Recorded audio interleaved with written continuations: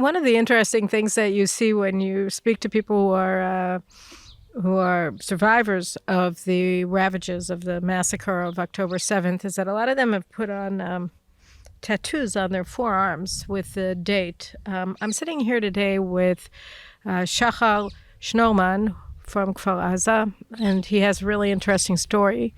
But first of all, thanks for joining me today on this show on the one-day anniversary of the horrible massacre. Thank you. That happened here at Kfar Aza.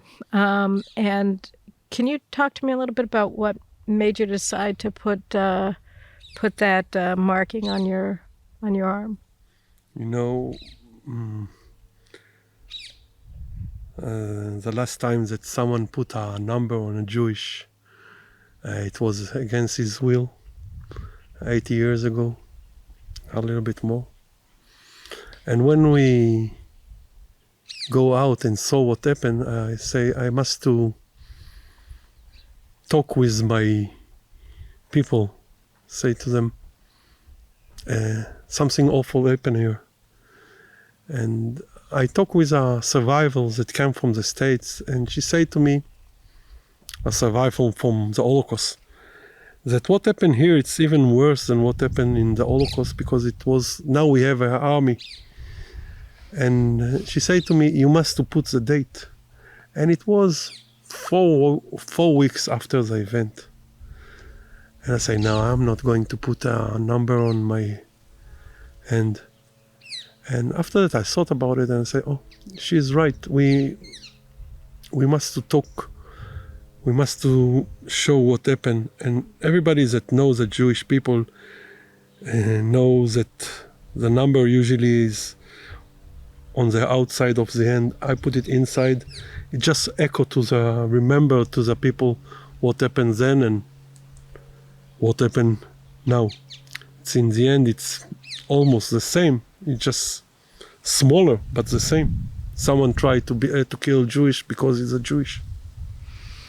And on October 6th, you and your wife Ayelet were in your house. I visited just now. You were having a toast for the new year with volunteers here from Kibbutz Beit HaShita that have been cultivating the gardens of all the houses of the evacuated residents of Kfar Aza, and it's a beautiful house. And so on October 6th, did you ever think that October 7th could happen? No, in October 6th, 12 o'clock in the night, we came back from a party. We just threw the car in the parking and walked in the middle of the night, my wife and me and my neighbor, just say night and threw all the dishes in the kitchen and go to sleep and wake up in the morning.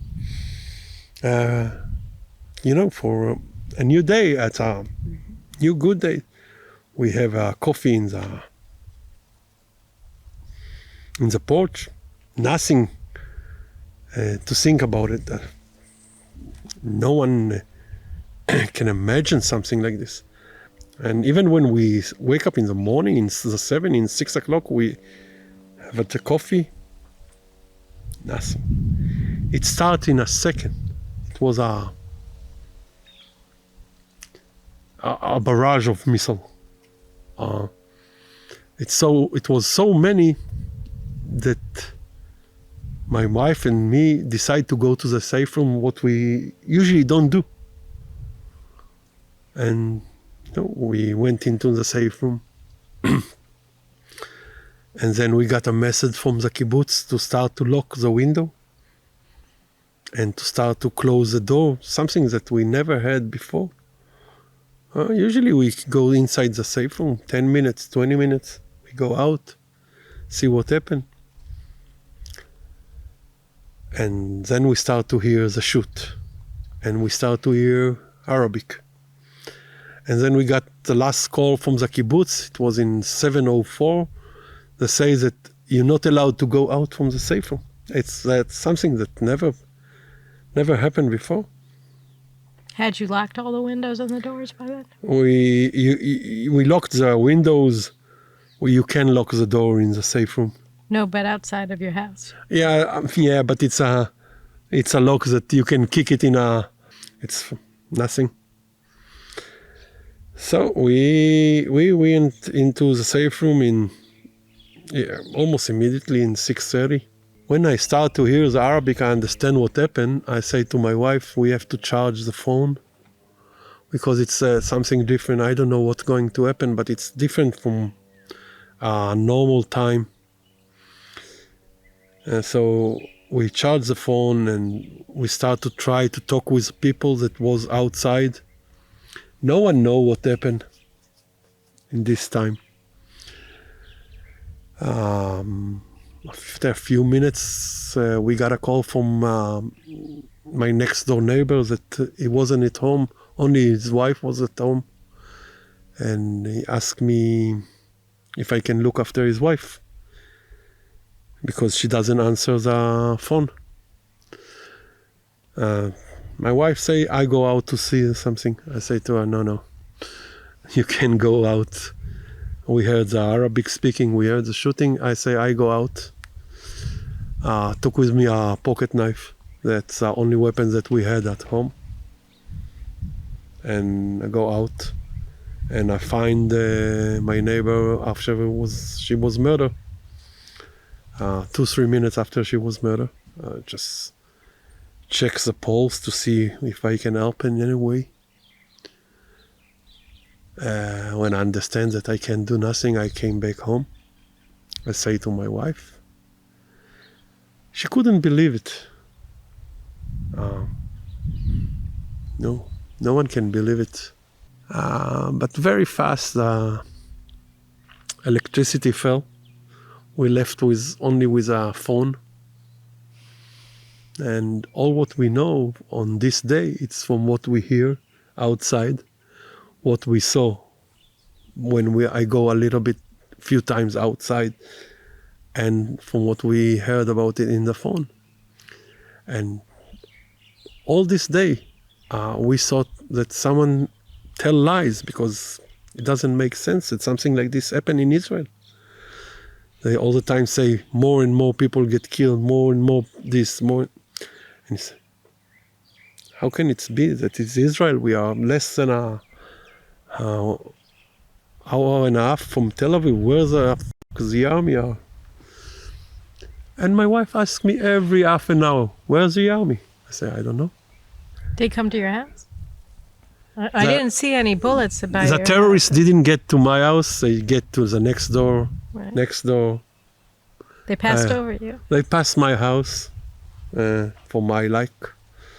Yeah, we staying alive only because they passed my house. What happened on the other side? So Mira was killed? Mira was killed.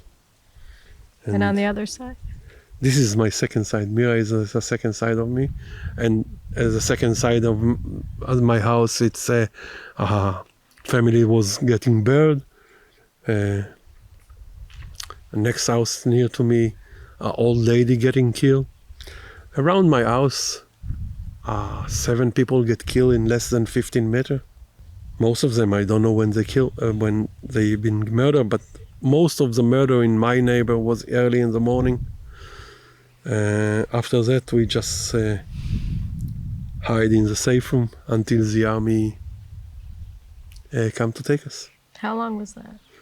The army arrived to my place in 11 o'clock in Sunday, after 30 hours. So from the time that you had gone out to look for Mira and you found her murdered, did you go out again? Yeah, I go out again after an hour or so. I go out because it started to be quiet. I thought it's going to be finished. And I saw 3 people with the IDF uniform and they shooting on the houses. I thought maybe they are shooting on a terrorist. I almost called them. And then I saw that they are with a AK-47. It's not our weapon. So I understand they are terrorists. And again... Lucky?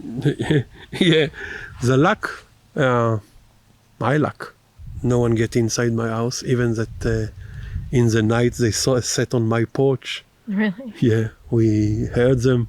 We smell the cigarettes that they smoke. But we was very quiet.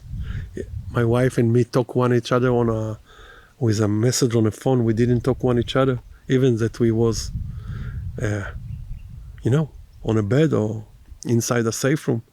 We decided that we talk by message because no one can hear it. It was safe in this day to talk like this. What was running through your head when you figured out what was going on? It takes days to understand what's going on. What do you mean? I understand that few people getting killed, but I didn't understand the amount of what happened in the kibbutz. Only in Monday, when I was in my sister's house, we start to get the list of the people that get killed, the people that get kidnapped, the people that get wounded. And still in these days, we didn't know. A lot of people, we didn't know if they kidnapped, if they dead, because we didn't know where they are. It takes days to understand what happened to Kfar Aza, to the people of Kfar Aza. 64 people. 64 people. Yeah. And how many were taken hostage? 19. 19. 12 came back. 5 still in Gaza, and 2 came back dead. 2 came back or ran away from the Hamas and killed by the Israeli army. So it started the dimensions of the genocide that took place here became apparent to you. How have you managed to I don't know what the word is. How do you manage to get through this? How do you go through the motions of a day when you realize what you just survived? It was a hard time to understand what happened, not only to this kibbutz, what happened to Israel in this awful day. How was it coming back? You came back in December. You came back very fast. This is a place that I choose to live. I didn't born here. I choose to live here. This is my place on earth. And unfortunately, I didn't been here for almost 2 months because the Hamas kicked me away. The way you look at the world changed after what happened? Yeah. Now I'm done. Right now I'm not hating no one. I finished to hate. We saw what happened when people hate one each other. How many young people will die until we understand, and they understand, that agreement is the only way. Is it us that have to understand that? Fortunately, we have to understand it also. I know that for peace you need 2 sides. I know it's easier to go to war. You just need one side. One side attack, the second side react, and you got a war. To make peace, it's to make agreement. People understand that we don't have all what we want. But do you think that the other side... I want to talk about my side. I know that you don't want to talk about the other side? I know that the other side is not... It's the worst enemy that we can get. But in the end, I believe that they also, when they have a choice, they prefer a good life, a peace life. I'm not sure that they got a choice, but we got a choice. Maybe to start to talk, it's a good idea. I don't know. Try to talk with the other side. Bring our kidnapped back home. Really, a lot of them live right here. Yeah, I know where they live. You knew them? You know them? I know all of them. I know the parents of them. I know the family. It's hard in Israel to talk about agreement because the last time that we tried to make the agreement with the Palestinians, it's blew up in our face. But after 30 years, we are in a worse situation that we've been before. So we saw that the war situation doesn't help to Israel. When you walk down the paths here, does it still feel like home?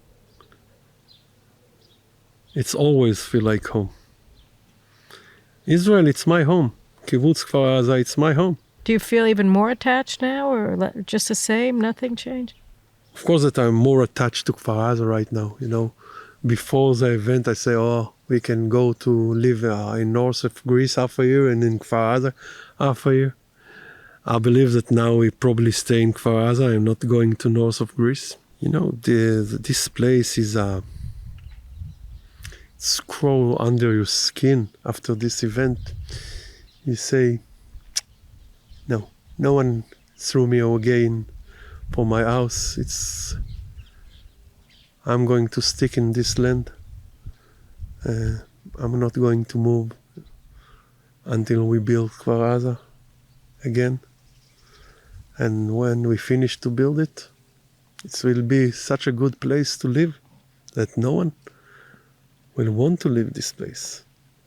The only thing that we have to do is to remember until we make peace that we got people that want to kill us.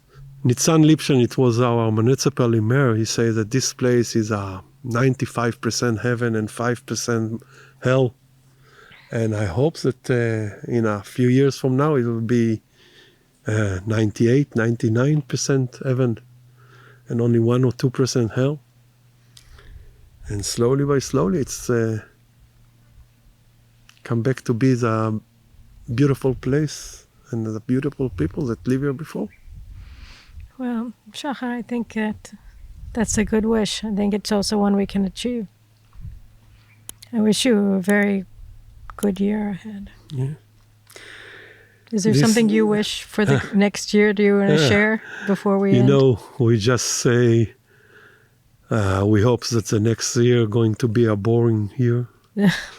We don't need nothing. Just give us to live a life, a boring, quiet life, and it will be all right. We don't need more than this. I think that's a great way to end the conversation. Thank you. Thank you very much.